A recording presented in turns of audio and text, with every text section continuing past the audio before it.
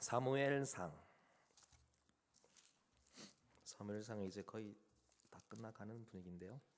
사무엘상 24장 10절에서 22절까지 말씀입니다.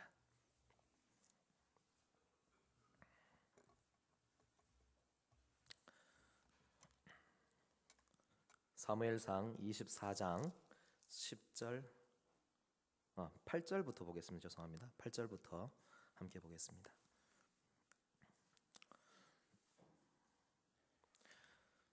한 절씩 교독하겠습니다. 그 후에 다윗도 일어나 굴에서 나가 사울의 뒤에서 외쳐 이르되 내 주 왕이여 하매 사울이 돌아보는지라 다윗이 땅에 엎드려 절하고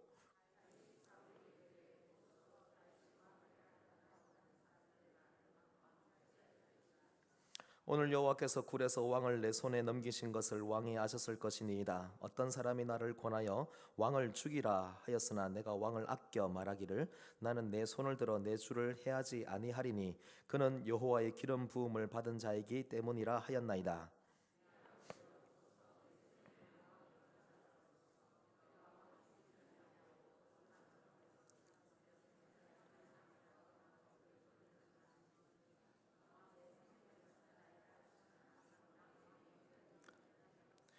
여호와께서 나와 왕 사이를 판단하사 여호와께서 나를 위하여 왕에게 보복하시려니와 내 손으로는 왕을 해하지 않겠나이다.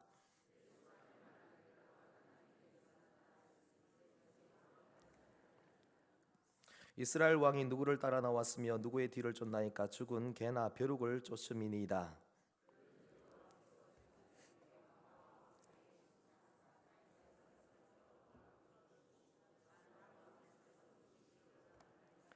다윗이 사울에게 이같이 말하기를 마침에 사울이 이르되 내 아들 다윗아 이것이 내 목소리냐 하고 소리를 높여 울며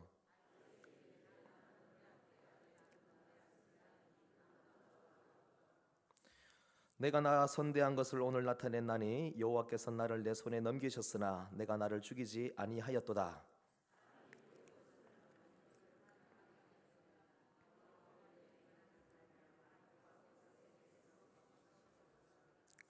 보라 나는 내가 반드시 왕이 될 것을 알고 이스라엘 나라가 내 손에 견고히 설 것을 아노니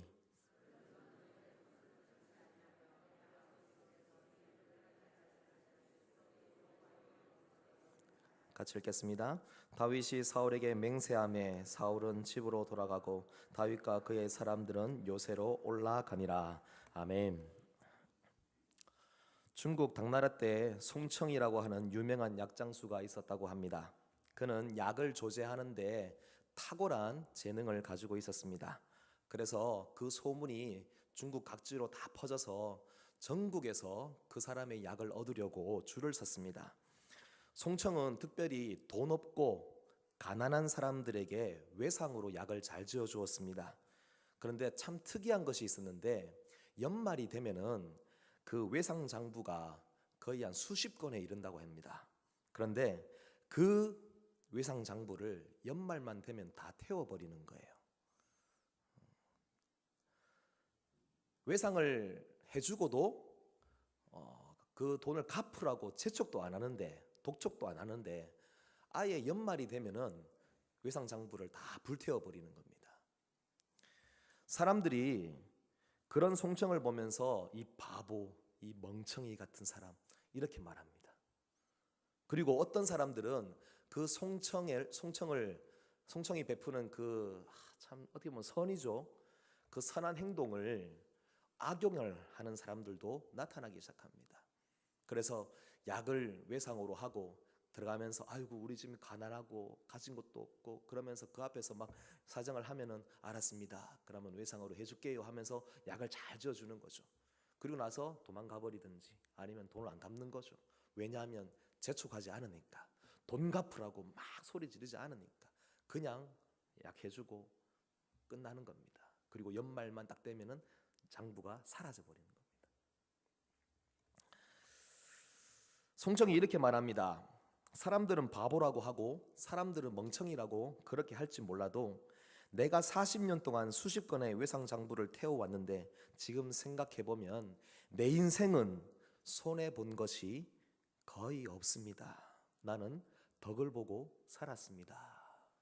왜냐하면 약값을 떼먹은 사람들도 많지만 그 중에 내 약을 먹고 병이 나아서, 그래서 이 사람이 열심히 살아서, 그리고 그 사람이 성공을 해서 그 사람이 나중에 돌아와 내 목숨 살려준 것이 너무 감사합니다 라고 하면서 그 은혜에 보답하는 사람들도 많습니다. 근데 그냥 보답할까요? 한마디로 말하면은 100만 원치 지어주면은, 옛날에 100만 원치 지어줬는데 그 100만 원치 지어준 것을 받아서 약을 먹고 나아서 나중에는 어떻게 될까요? 수억을 갚는 것이죠. 그리고 수많은 사람들이 이 송청을 향하여서 은혜를 늘 어떻게 하면 보답할까? 감사합니다. 내가 이 받은 은혜 너무나 감사한데 내가 가진 것 없고 내가 너무 가난해서 어디 한 군데 가서 내 사정을 말할 곳도 없었는데 당신이 나를 이렇게 정말 공짜로 고쳐주셔서 나에게 내가 새 삶을 얻었고 생명을 얻어서 이렇게 지금 성공했습니다. 내가 당신이 원하는 것이라면 뭐든지 해드리겠습니다. 말씀만 하십시오 라고 하는 이런 사람들이 더 많이 생겼다고 하는 것이죠. 여러분, 선을 행하는 것은요, 빚지는 것이 아니라 바로 남는 것입니다. 그래서 성경에는 이렇게 말합니다. 주는 자가 복이 있다 라고 그렇게 말합니다. 누구나 악인이 되기를 원하지 않을 것입니다. 만약 그렇다면은 사이코패스나 소시오패스 같은 이런 요즘 떠오르는 그 단어에 해당되는 사람이겠죠. 여러분들은 송청과 같은 그런 선한 사람이 될 수 있기를 바랍니다. 그런데요, 막상 이런 상황들이 생기고 나면은 그 선택의 순간에 사람들은 그대로 할 수가 없을 때가 많거든요. 오늘 말씀의 제목은 선한 사람, 선한 방법, 선한 능력이라는 제목입니다. 선한 사람이 어떤 사람인지, 선한 방법이 어떻게 나오는지, 그리고 선한 능력으로 살아가자고 제가 지금 말씀을 드리려고 하는 것입니다. 지금까지 달려왔던 사무엘상의 내용들을 쭉 살펴보았을 때에 여러분 지난주죠. 지난주엔 또 그 스티브 왕 목사님의 설교가 있었기 때문에 지지난주의 내용 여러분 기억하시죠? 여전히 기억이 안 난다고 생각하시고 감사합니다. 여러분, 저는 여러분들이 모르는 표정 지을 때가 제일 행복합니다.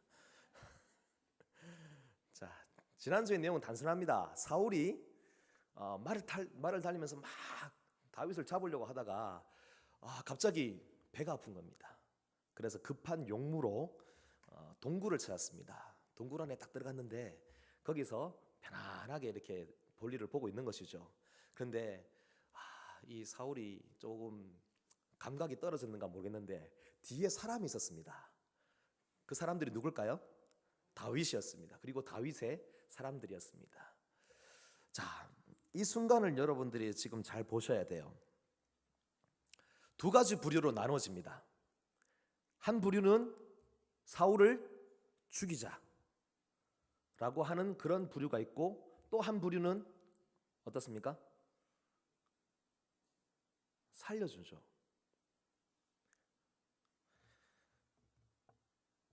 다른 사람들은 다 그 순간을 뭐라고 보고 있습니까? 아주 하나님이 응답으로 보고, 그리고 하나님이 이렇게 내 기도에 응답해 주셔서 저 원수의 목을 칠 수 있는 이런 중요한 순간을 내게 허락하셨구나, 할렐루야 하면서 그 순간 하나님께 영광과 찬양을 돌려드리면서 칼을 빼가지고 사울의 목을 탁 쳐버리겠죠. 그런데 그 순간 다윗은 좀 특별한 선택을 합니다. 본능적으로 반응하면 당장 칼을 빼들고 사울의 목을 쳐야 하겠지만 다윗은요, 말씀에 반응하는 사람, 그리고 성령의 이끌림을 받는 사람이라는 것이 분명해 보입니다. 그래서 10절을 한번 보시기 바랍니다. 10절로 한번 가보시면요, 제일 앞에 이런 말씀이 보이십니까? 오늘 여호와께서 굴에서 왕을 내 손에 넘기신 것을, 이것이 보이십니까? 사울이 굴에 들어왔을 때 두 부류의 사람들로 나눠졌다고 했습니다. 왕을 죽이라고 하는 사람들이 있었습니다. 하지만 다윗은 지금 그 순간을 해석을 합니다. 어떻게 해석할까요? 왜 사울이 이 굴로 들어왔을까? 수많은 다른 볼일을 볼 수 있는 수많은 장소들이 있겠지만은 왜 하필이면 사울이 내 앞에 그리고 등을 돌리고 나를 모르는, 내가 있는 것을 모르는 채 이렇게 볼일을 보고 있을까? 그 순간을 해석을 해나가기 시작합니다. 그리고 그 해석이 무엇입니까? 그 해석은 바로 여호와께서 굴에서 왕을 내 손에 올려놓으셨다는 겁니다. 넘기셨다는 겁니다. 그런데 보통 넘기셨으니까 이제 사울이 그림을 그리시면 이렇습니다. 다윗의 손이 있는데 그 다윗의 손에다가 하나님께서 누구를 올려놨습니까? 사울을 올려놓은 것입니다. 그리고 이 사울을 올려놓고 난 다음에 너의 뜻대로 해라, 네 마음대로 해라라고 그렇게 한 것이죠. 마치 로마 시대의 원형 경기장에서 패배한 검투사를 향하여서 황제가 이렇게 하든지 이렇게 하든지 둘 중에 하나를 네가 선택하라고 지금 한 겁니다. 다윗은 지금 그 상황을 지금 본 거예요. 하나님이 내게 지금 이 상황으로 올려놓으셨구나. 그런데 여러분 잘 보십시오. 여러분 이 순간에서 이것만 보면 안 됩니다. 다윗의 손에 올려져 있는 그 사울만 보면 되는 것이 아니라 한 걸음 더 뒤로 나가서 하나님의 손에 들려져 있는 다윗을 볼 수 있어야 됩니다. 실제로는 다윗의 손에 사울이 있는 것이 아니라 실제로는 지금 하나님의 손에 다윗이 있는 겁니다. 그리고 그 다윗을 하나님이 지금 올려놓고 테스트하고 바라보는 겁니다. 그래서 모두가 다 그 순간만 보고 그 상황만 보고 죽여라 죽여라 죽여라 막 이렇게 하고 있을 때에 그때에 아니야, 이것은 하나님이 나를 올려보고 바라보고 있는 중이야. 그러면 내가 이 순간 어떻게 해야 될까라고 말씀으로 성령으로 다시 돌아와서 하나님 내게 이 순간을 왜 허락하셨습니까? 이렇게 절묘한 기회를 내게 왜 주셨습니까? 그리고 이 순간 내가 어떻게 해야 됩니까? 라고 그렇게 해서 하나님의 테스트를 통과해야 되는 것입니다. 그렇게 할 때에 다윗이 어떻게 합니까? 사울을 살려줍니다. 하나님이 나를 달아보시는구나. 하나님이 나를 지금 테스트하는구나. 그렇다면 내가 지금 이 순간 저렇게 부르짖는 죽여라고 죽여라고 그렇게 나를 충동질하는 저 사람들의 소리가 아니라 사람의 소리가 아닌 하나님의 소리로 나를 지켜야 돼. 지금 하나님은 다윗을 달아보고 있습니다.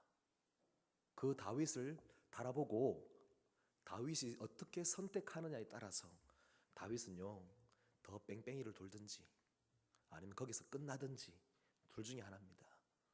우리 담임 목사님께서 늘 말씀하시듯이 광야의 자리에서 잘못된 선택으로 인하여서 뺑뺑이를 돌든지 아니면 거기서 끝나든지 죽든지 그렇게 되는 것이죠. 그런데요 다윗은 하나님의 마음에 합하게 그의 원수, 그의 고통의 근원, 그를 그렇게 괴롭히고 눈물로 밤을 지새우면서 괴롭힘을 당했던 그 사울을 살려줍니다. 그리고 그의 옷자락을 뱁니다. 그런데 그 옷자락 베는 거 하나만으로도 너무 마음이 아파서 그게 너무 괴로워서 몸부림치는 거죠.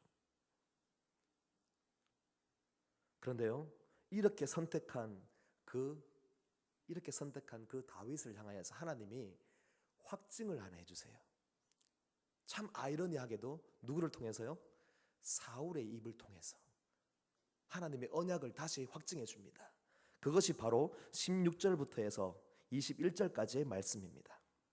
한마디로 말하면 다윗이 누구야? 왕이 될 것이고 다윗이 이스라엘의 나라를 맡게 될 것이라는 것이죠. 하나님의 테스트, 하나님의 손에 올려져 있는 그 다윗이 하나님이 원하시고 기뻐하시는 방법대로, 선한 방법대로 그렇게 선택을 했을 때에 그렇게 선택해서 통과한 그 다윗을 향하여서 하나님이 무엇을 맡기십니까? 이스라엘 나라를 맡기시는 것이죠. 여러분 다윗은 선한 사람일까요? 선한 사람이 아닐까요?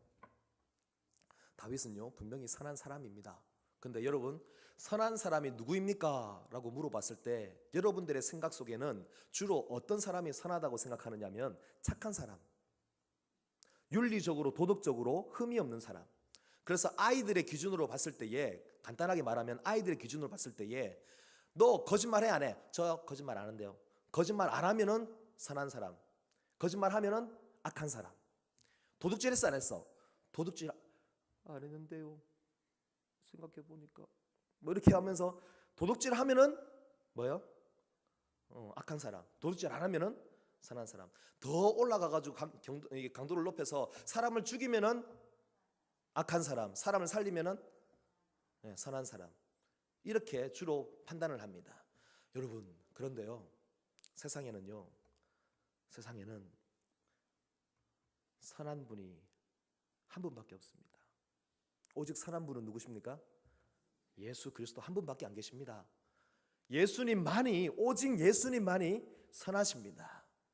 그러면은 과연 선한 사람이 어떻게 될까요? 바로 예수님과 함께하는 사람이 바로 선한 사람으로 가는 것이죠. 이건 참 중요한 부분입니다. 선한 사람이 어떤가? 선한 사람이 어떤 사람인가? 세상의 기준을 따라서 윤리적인 것이 아니라 여러분, 말씀의 기준에 따라서 선한 사람이 될 수 있기를 바랍니다. 제가 지금 이 얘기를 하려고 합니다. 여러분, 말씀이 분명합니다. 선한 분은 한 분밖에 안 계시다고 했습니다. 누굽니까? 오직 예수님 한 분밖에 안 계십니다. 모든 사람이 다 죄를 범하였음에 하나님의 영광에 이르지 못하고요, 우리가 선한 사람이 되는 유일한 방법은 하나님을 따라 하나님의 방법대로 말씀으로 계속해서 다듬어져 가는 방법밖에 하나밖에 없습니다. 여러분, 솔직히 말씀드리면 하루에도 수신법 우리의 마음을 뒤집어 보시면은 얼마나 마음이 쓰레기장 같잖아요. 더럽잖아요. 만물보다 거짓되고 심히 부패한 것이 우리의 마음이라고 그렇게 말합니다. 우리의 마음 너무나 더럽습니다. 그런데요, 다윗도 그랬지 않았을까요? 다윗도 실제로 행동은 이렇게 했지만은 그 마음속으로 얼마나 막 사울을 향해서 마음이 왔다 갔다 했을까요? 제가 사도 바울을 참 좋아하는데 사도 바울은 정말 위대한 사도입니다. 그렇지만은 그 위대한 사도가 참 정답게 여겨질 때가 있습니다. 정감이 갈 때가 있습니다. 너무나 위대하고 너무나 막 영적으로 탁월하고 막 그렇기 때문에 아주 멀리 있는 그런 사람처럼 느껴질 수도 있는데, 도저히 따라잡을 수 없는 그런 사람처럼 느껴질 수도 있는데, 이 사도 바울이 참 정겹게, 아이고 사도 바울 이 사람이 참 이게 가까이 느껴질 때가 있습니다. 그때가 언제냐면요, 여러분 이 말씀 아시죠? 내 속 곧 내 육신에 선한 것이 거하지 아니하는 줄 아노니 원함은 내게 있으나 선을 행하는 것은 없노라. 내가 원하는 바 선은 하지 아니하고 도리어 원치 아니하는 바 악은 행하는도다. 지금 이게 사도 바울의 고백이거든요. 자기 내면에, 내 속 사람으로는 하나님의 법을 막 즐거워하려고 하는데 내 지체 속에서 한 다른 법이 내 마음의 법과 싸워서 나를 자기 지체의 법으로 막 끌고 가려고 하는 거예요. 나는 성령의 법을 따라서 성령의 다스림을 받으려고 그렇게 하는데 다른 육체의 법이 내 마음의 법과 막 싸워서 나로 하여금 영적인 갈등을 막 일으키면서 자꾸만 내가 원하지 않는 죄를 범하게 만들고, 내 마음에 원하지 않는 마음을 자꾸 가지게 하고, 내 생각에 자꾸 원하지 않는 생각을 하게 하고, 내 입으로 내 발로 내 손으로 내가 가고 싶지 않은 곳, 내가 하고 싶지 않은 일을 자꾸 하게 하는 것이죠. 믿음과 반대되는 일들을 자꾸 하게 하는 것입니다. 이런 사도 바울의 내적 갈등이 있었습니다. 근데요, 중요한 것은 이런 갈등은 누구에나 다 있습니다. 아무리 영적으로 탁월한 사람일지라도 사도 바울만큼 영적으로 탁월한 사람이 있었을까요? 하지만 그도 이런 내적인 갈등으로, 영적인 갈등으로 고민했다는 것입니다. 그런데 이때에 더 중요한 것은요, 하나님의 말씀으로 그리고 성령으로 여러분의 모든 마음과 생각과 입술과 행동이 다 압도되기를 바랍니다. 완전히 사로잡히기를 바랍니다.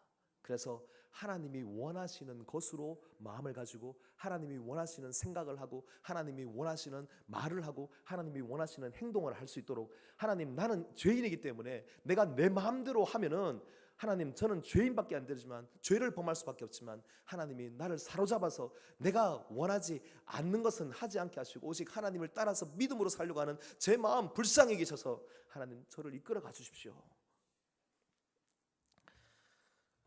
이것이 바로 성경에 나오는 단어로요, 온유라고 하는 겁니다. 여러분, 온유라는 게 뭔지 아십니까? 온유라 그러면 보통 이제 사람들은 부드럽다라는 생각을 하거든요. 근데 그게 아니라 온유는 이겁니다. 길들여진 야생마가 있어요. 고삐 풀린 망아지라 그러죠 보통. 놔두면은 그냥 아무도 그 탈 수도 없어요. 그냥 막 난리를 치는 거예요. 가까이만 가도 막 화를 내고 뒷발질하고 난리가 나는 거예요. 근데 그런 야생마가 정말 잘 이제 조련시킨 조련사를 만나가지고 완전히 길들여진 거예요. 그래서 이 고삐를 딱 가지고 막 이끄는 대로만. 그래서 야생마가 잘 길들여진 명마가 되는 것, 그것이 바로 온유한 사람이 되는 것입니다. 다윗이 또 다윗의 주변 사람들이 목표로 해서 가야 할 모습이 뭐냐 하면요, 바로 이 온유한 사람입니다. 선한 사람이 누굴까요? 선한 사람은 온유한 사람입니다. 왜요? 하나님의 말씀으로 길들여지고 성령의 이끌림 받아서만 가는 사람. 그래서 하나님이 가자라고 하는 대로만 가는 사람, 그런 사람이 바로 선한 사람입니다. 내 뜻과 내 마음대로 그렇게 사는 사람이 아니라. 그래서 여러분은요, 무엇보다도 온유한 사람이 되기를 바랍니다. 온유한 자는 복이 있나니? 온유한 자에게 주시는 복이 뭐죠?